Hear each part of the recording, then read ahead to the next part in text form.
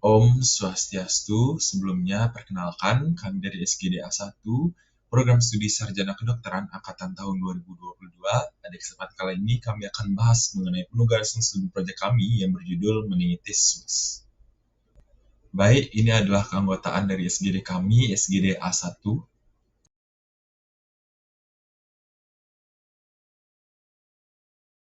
Perkenalkan, nama saya Kamaran Setria Muatama dengan 3 digit NIM terakhir 225. Di sini saya izin menjelaskan mengenai latar belakang dari kajian ini. Meningitis Swiss atau yang juga dikenal sebagai meningitis Streptococcus suis merupakan sebuah penyakit infeksi yang disebabkan oleh bakteri Streptococcus suis. Streptococcus suis adalah sebuah patogen yang dapat ditularkan dari hewan ke manusia dan juga seringkali diabaikan. Bakteri ini telah menjadi sebuah penyebab wabah sepsis yang cukup serius. Nah, insiden ini umumnya telah mengalami penurunan yang berangsur-angsur di beberapa negara, namun di negara-negara seperti Afrika masih jauh lebih tinggi. Selain itu, pada tahun 2029, sekitar 700 kasus infeksi Streptococcus suis ini telah dilaporkan secara global dan sebagian besar terjadi di Tiongkok dan juga Vietnam. Nah, infeksi ini dapat menimbulkan berbagai gejala klinis seperti meningitis, sepsis, endokarditis, artritis, gangguan pendengaran, dan lesi kulit. Selain itu, penyakit ini juga dapat menyebabkan kerusakan permanen pada sistem saraf pusat yang dapat menghasilkan gangguan neurologis yang serius. Maka dari itu, tinjauan sistematis dan juga meta-analisis yang dilakukan untuk memberikan pembaruan data dan klinis yang dapat mendukung upaya pencegahan dan pengendalian infeksi ini oleh praktisi medis dan juga pembuat kebijakan. Sekian dari saya, akan dilanjutkan oleh rekan saya. Terima kasih. Baik, saya izin melanjutkan mengenai rumusan masalah. Yang pertama adalah apa definisi meningitis suis? Yang kedua, bagaimana epidemiologi meningitis suis? Yang ketiga, bagaimana etiologi dari meningitis suis? Yang keempat, bagaimana patogenesis meningitis suis? Yang kelima, apa faktor risiko meningitis suis? Yang keenam, bagaimana manifestasi klinis meningitis suis? Yang ketujuh, bagaimana diagnosis meningitis suis? Yang kedelapan, bagaimana tata laksana meningitis suis? Dan yang terakhir adalah bagaimana pencegahan dari meningitis suis. Dari rumusan masalah yang telah dipaparkan, kami menemukan tujuan penulisan sebagai berikut. Yang pertama adalah untuk mengetahui definisi meningitis suis, yang kedua untuk mengetahui epidemiologi meningitis suis, yang ketiga untuk mengetahui etiologi meningitis suis, yang keempat untuk mengetahui patogenesis dari meningitis suis, yang kelima untuk mengetahui faktor risiko meningitis suis, yang keenam untuk mengetahui manifestasi klinis meningitis suis, yang ketujuh untuk mengetahui diagnosis meningitis suis, yang kedelapan untuk mengetahui tata laksana meningitis suis, dan yang terakhir adalah untuk mengetahui pencegahan dari meningitis suis. Baik, ada manfaat penulisan dari studi proyek kali ini. Yang pertama adalah manfaat bagi sivitas akademika. Kajian ini diharapkan dapat menjadi sumber referensi dan dapat menambah wawasan serta ilmu pengetahuan mengenai perkembangan dunia medis. Yang kedua adalah manfaat yang akan diberikan bagi masyarakat. Diharapkan melalui kajian ini dapat menjadikan masyarakat mengetahui mengenai definisi, etiologi, faktor risiko, patogenesis, manifestasi klinis, tata laksana, dan juga pencegahan dari meningitis suis. Yang ketiga adalah manfaat bagi pemerintah. Melalui studi proyek kali ini diharapkan dapat menjadi suatu solusi ataupun referensi untuk meningkatkan tingkat kualitas kesehatan di Indonesia, khususnya bagi generasi penerus bangsa.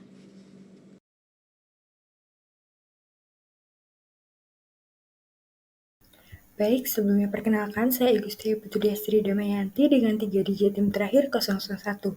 Di sini saya akan melanjutkan penjelasan terkait definisi dari meningitis suis.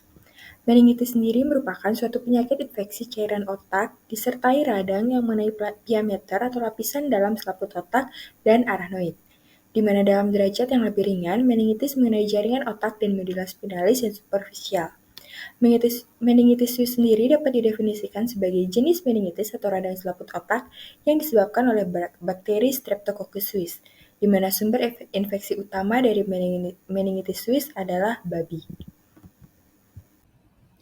Baik, perkenalkan nama saya Desa Gunda Parmasti Dewi dengan 3 digit NIM terakhir 165. Di sini saya akan memaparkan epidemiologi mengenai meningitis suis ini.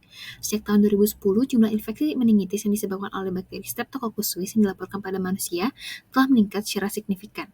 Sebagian besar kasus berasal dari Asia Tenggara, di mana kepadatan babinya yang tinggi. Selain itu, lebih dari 1.600 infeksi Streptococcus suis telah dilaporkan di 30 negara di seluruh dunia. Pada tahun 2015 dilaporkan 8,7 juta kasus meningitis di seluruh dunia, dan insiden meningitis tertinggi di dunia terjadi di wilayah sub-Sahara Afrika. Angka kejadian meningitis di Indonesia sendiri pada tahun 2011 mencapai sekitar 198 per 100.000 kasus per tahun, dan insiden ini terjadi lebih tinggi daripada di negara maju. Untuk di Bali, laporan kasus meningitis tertinggi ada di wilayah Denpasar, yaitu mencapai 64% kasus yang terkonfirmasi. Mungkin sekian dapat saya sampaikan. Terima kasih. Baik, terima kasih atas kesempatannya. Perkenalkan, nama saya Putu Sri Darmayanti dengan 3 digit NIM terakhir 038. Di sini izin melanjutkan presentasi di bagian etiologi meningitis Swiss. Meningitis bakterial merupakan penyakit menular dengan angka mortalitas dan morbiditas yang tinggi. Penyakit ini sebagian besar disebabkan oleh patogen penyebab yang ditularkan antar manusia, dan penularan patogen lainnya juga dapat terjadi langsung dari hewan ke manusia atau dikenal sebagai meningitis bakterial zoonosis.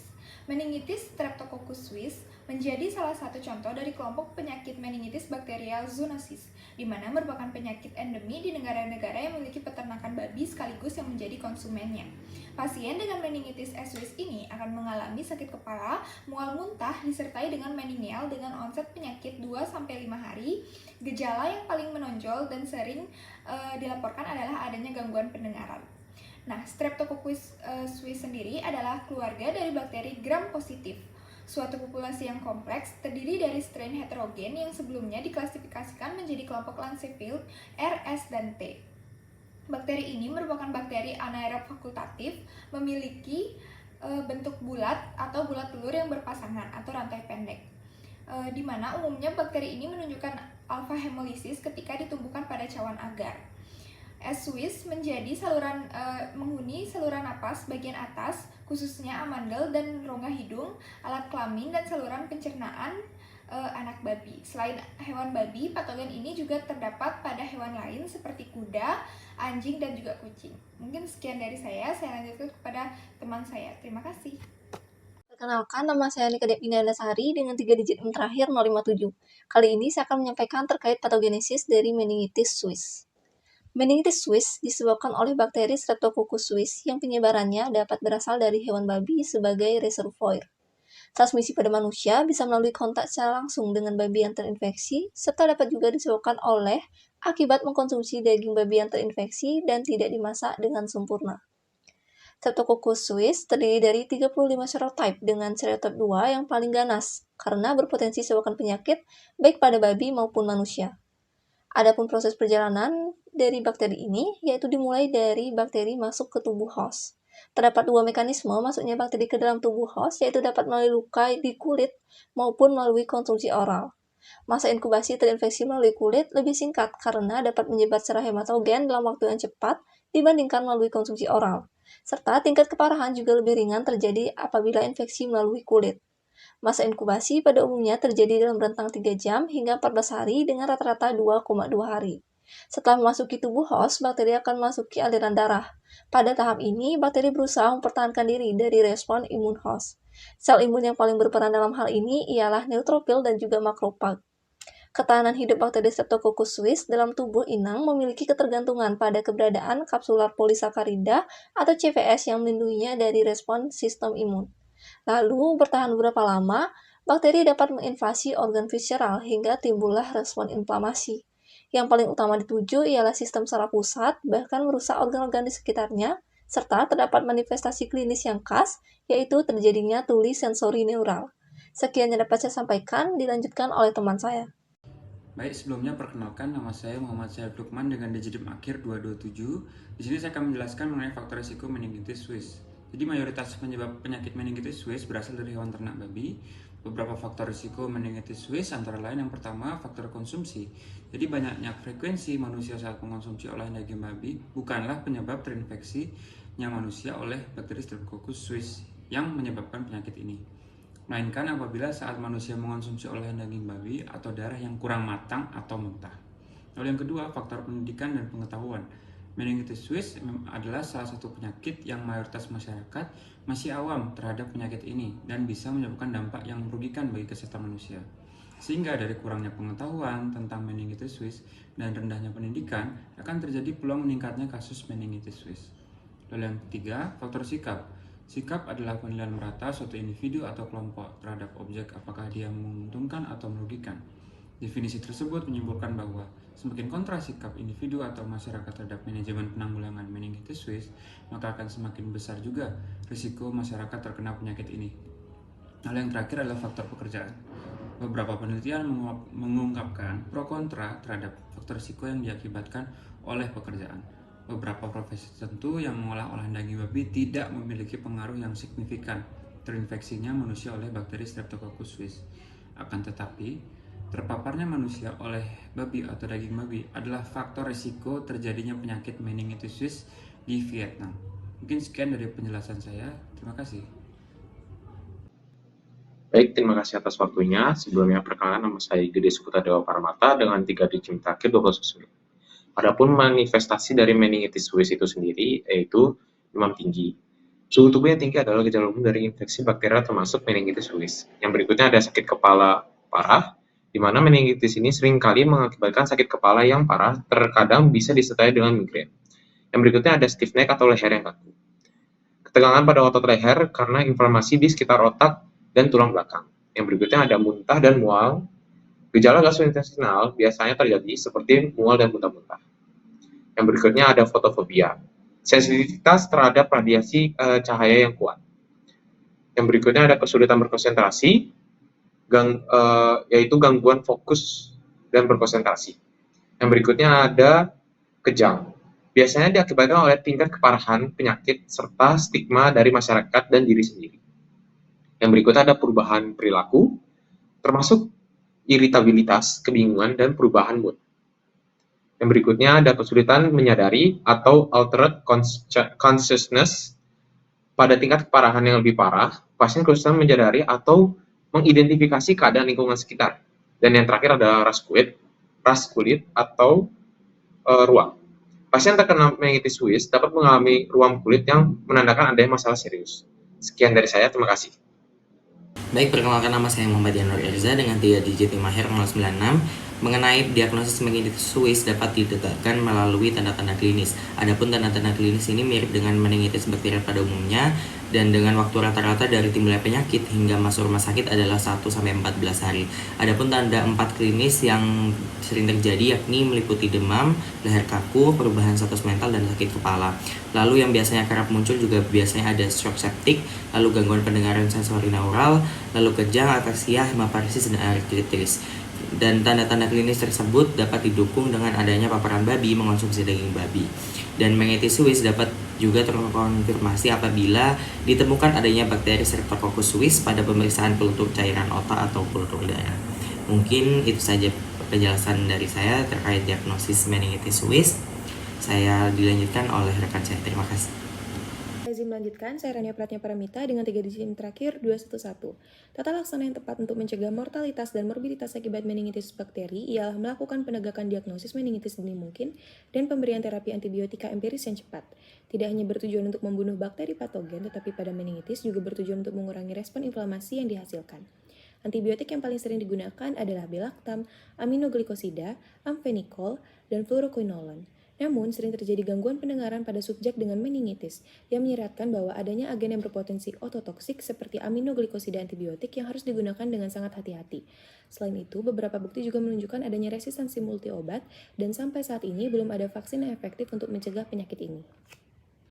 Perkenalkan, nama saya Putu Kela Derwinaya dengan nomor digit akhir 173. Selanjutnya pencegahan. Adapun pencegahan penularan meningitis suis dapat dilakukan dengan beberapa cara berikut. Yang pertama, kebersihan dan perlindungan. Penting untuk menjaga kebersihan diri saat bekerja dengan hewan ternak, termasuk penggunaan sarung tangan dan perlindungan lainnya untuk mencegah kontak langsung dengan cairan tubuh hewan. Yang kedua, pangan aman. Pastikan memasak daging babi dan produk ternak lainnya dengan baik, sehingga bakteri tidak bertahan hidup dalam makanan. Yang ketiga, pengawasan kesehatan hewan. Pemerintah dan peternak harus menjalankan praktik pengawasan kesehatan pada hewan ternak, termasuk vaksinasi dan pemantauan penyakit. Yang keempat, edukasi masyarakat. Memberi informasi dan edukasi kepada masyarakat tentang resiko dan cara-cara penularan meningitis suis dapat membantu pencegahan penularan. Yang kelima, pengobatan dini. Jika ada tanda-tanda infeksi seperti demam tinggi, sakit kepala, dan gejala neurologis segera mencari perawatan medis. Meningitis Swiss dapat diobati dengan antibiotik dan pengobatan dini saat penting. Penting untuk selalu menjaga kebersihan dan keselamatan saat berurusan dengan hewan ternak atau produk ternak, serta mengikuti pedoman pencegahan yang disarankan oleh otoritas kesehatan dan peternakan.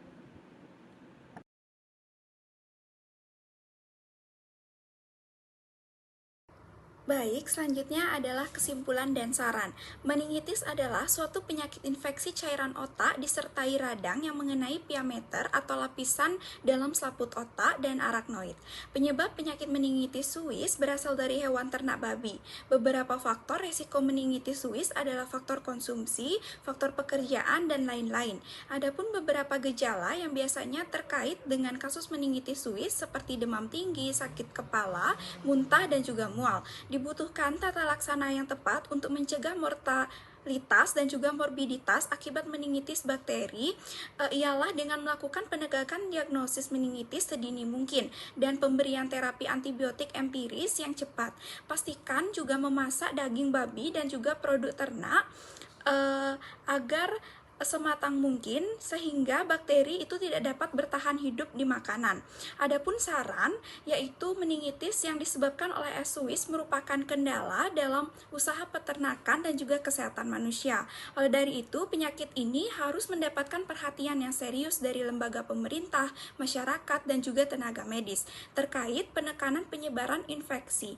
Hal ini menuntut kerjasama yang sinergis. Sekian yang dapat saya sampaikan. Terima kasih. Baik, mungkin sekian presentasi dari penugasan Student Project SGD kami, SGD A1. Semoga dengan adanya Student Project ini dapat membuka wawasan dan juga pengetahuan yang lebih bagi masyarakat. Kami mengucapkan mohon maaf sebesar-besarnya apabila terdapat kesalahan baik di dalam kata-kata dan perbuatan kami. Akhir kata, saya tutup dengan terima kasih dan pramasada. Om Santi, Santi, Santi.